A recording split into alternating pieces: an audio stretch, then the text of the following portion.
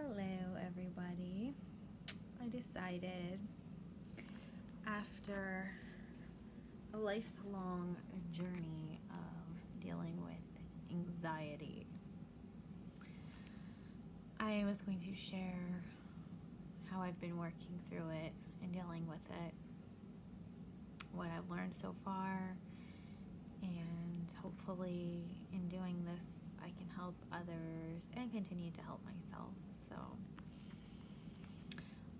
For certain people, anxiety is triggered by a certain event. For certain people, it's just your chemistry. And I definitely think it's, I guess, a combination of both. But I would say when I was in my mother's stomach, she was in a very high stress, a revolution in another country. So she was nervous and shaking throughout the pregnancy with me when my organs were forming, when my adrenaline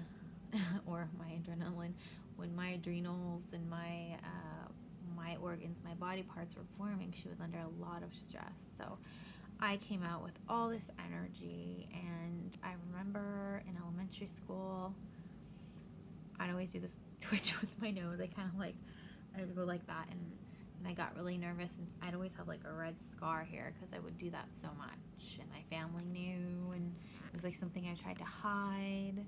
I don't know what it was about going like this.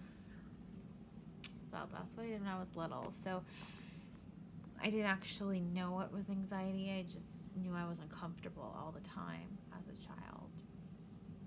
So I dealt with it. It probably permitted me from doing a lot of things that maybe I would have wanted to do to enjoy high school, enjoy the college experience. It was always more, I just need to do this. What's the minimum way that I can cause stress to myself to do it? But I didn't realize that that's what I was doing. But that's what I was doing. I never discussed it. The word anxiety was never mentioned to me. Nobody around me. So it was just kind of like my family members who knew, they loved me and they've been nothing but supportive, but it was almost like an embarrassment, or I don't want to, it's not like they were embarrassed, but it was like I was embarrassed that I was going through it because they would be annoyed. And rightfully so. We'd be going on vacation and everybody'd be in the car and I'd be standing by the door gagging, not wanting to go. But again, nobody ever said anxiety because we just didn't know what it was.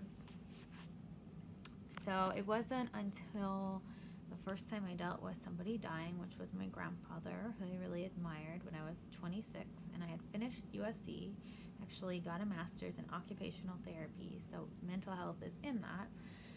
But I was studying for my boards. I was studying for the boards, and my grandpa passing one night. No, that was not the nervous twitch. That's my sweat. I was just walking. Really.